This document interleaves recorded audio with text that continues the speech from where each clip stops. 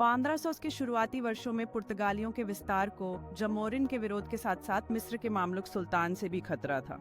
Venice के व्यापारियों ने, जिनका व्यापार पुर्तगालियों की दखलंदाजी से प्रभावित हो रहा था, मिस्र को पुर्तगाल के खिलाफ भड़काया। 1507 में मिस्र और गुजरात की संयुक्त नौसेना ने दीव के पास पुर्तगाली बेड़े को हरा दिया और इस युद्ध में ऑल्मेडा का बेटा भी मारा गया। लेकिन अगले ही वर्ष फ्रांसिस्को डी ऑल्मेडा ने दोनों नौसेनाओं को पूरी तरह नष्ट कर दिया और भारतीय महासागर पर पुर्तगाली प्रभुत्व स्थापित करने के अपने लक्ष्य को आगे बढ़ाया। उसकी यही नीति ब्लू वाटर पॉलिसी या कारताज प्रणाली के नाम से प्रसिद्ध हुई, जिसमें समुद्री शक्ति को सर्वोच्च महत्व दिया गया था।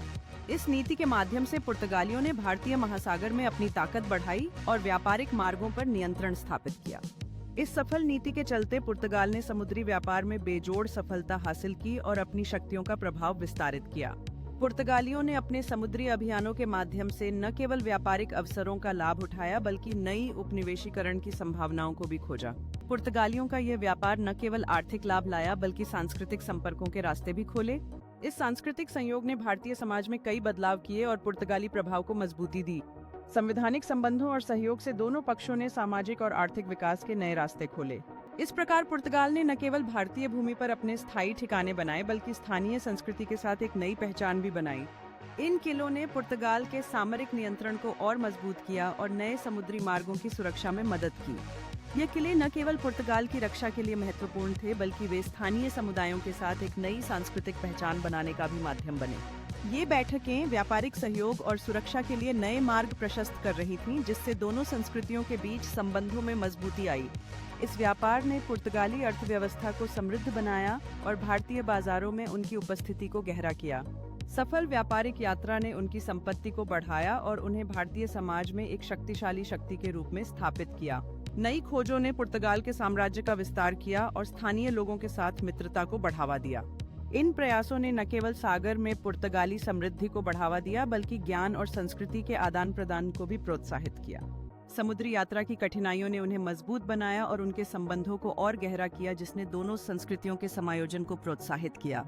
इस संवाद ने सामूहिक सहयोग की भावना को बढ़ावा दिया और ये सुनिश्चित किया कि दोनों पक्ष आपसी लाभ के लिए काम करें। इस सांस्कृतिक समागम ने न केवल व्यापार को मजबूत किया बल्कि मानवता की साझा ताकत को भी उजागर किया। इस तरह के उत्सवों ने न केवल सामंजस्य को बढ़ावा दिया बल्कि नई पीढ़ियों को एक साझा विरासत देने का भी काम किया। यह सांस्कृतिक आदान प्रदान ने एक नई पहचान बनाई जो दोनों समुदायों की समृद्धि का प्रतीक बन गई। इस तरह के आयोजन केवल सामूहिक आनंद के लिए नहीं थे बल्कि साझा सांस्कृतिक विरासत के सम्मान का भी अवसर बने। ये कहानियां न केवल अतीत की यादें थीं बल्कि आने वाली पीढ़ियों के लिए प्रेरणा स्रोत भी बनी। इस सहयोग ने न केवल सांस्कृतिक धरोहरों को बचाने की दिशा में कदम बढ़ाया बल्कि आर्थिक अवसरों को भी जन्म दिया। इन साझा अनुभवों ने समुदाय की भावना को मजबूत किया और ये दर्शाया कि एकता में कितना बल है। इस तरह के सहयोग ने न केवल आज की पीढ़ी को प्रभावित किया बल्कि आने वाली पीढ़ियों के लिए एक नए सिरे से शुरुआत का मार्ग प्रशस्त किया। इस तरह की सामुदायिक गतिविधियां न केवल संबंधों को गहरा करती हैं बल्कि बच्चों के दिलों में सहिष्णुता और सहयोग की भावना का बीज भी बोती हैं। इस तरह के आयोजनों ने न केवल एकता को मजबूत किया बल्कि शिक्षा और समझ के माध्यम से सांस्कृतिक संवाद को भी बढ़ावा दिया। इस तरह की संवादात्मक गतिविधियां न केवल समझ को बढ़ाती हैं बल्कि समुदायों के बीच गहरे संबंधों की नींव भी रखती हैं।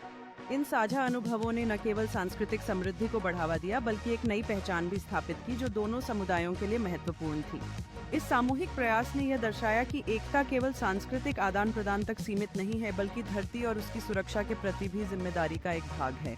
इस तरह के आयोजन न केवल प्रतिभा को उजागर करते हैं बल्कि सांस्कृतिक विविधता के प्रति सम्मान और समझ को भी बढ़ावा देते हैं। इन सामुदायिक आयोजनों ने न केवल संबंधों को मजबूत किया बल्कि एक दूसरे की परंपराओं और मूल्यों को समझने के लिए उत्साह भी जगाया। इन प्रयासों ने भविष्य के लिए एक स्थायी विरासत बनाने में मदद की जो आने वाली पीढ़ियों के लिए प्रेरणा स्रोत बनेगी। यह उत्सव केवल आनंद का अनुभव नहीं था बल्कि सांस्कृतिक पहचान और सामूहिक सहयोग का जश्न मनाने का एक अवसर भी था।